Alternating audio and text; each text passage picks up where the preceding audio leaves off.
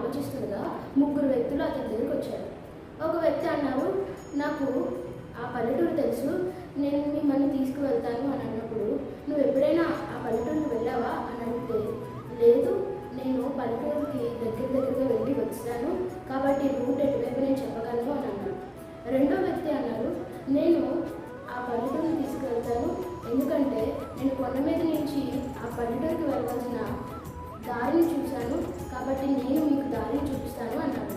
అలాగే మూడో వ్యక్తి అన్నారు, చెప్పాలంటే నేను ఆ పల్లెటూరులో పుట్టి పెరిగిన వ్యక్తిని, కాబట్టి నేను మిమ్మల్ని తీసుకువెళ్తాను అని అన్నప్పుడు సురేష్ ఆ మూడో వ్యక్తిని గైడ్గా తీసుకొని వెళ్ళారు.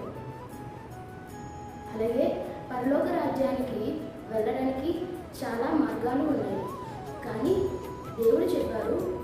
యోహాను సువార్త 14వ అధ్యాయము 6వ వచనంలో చూసినట్లయితే, నేనే మార్గమును సత్యమును జీవమును, నా ద్వారానే తప్ప ఎవరు తండ్రి వద్దకు చేరలేరు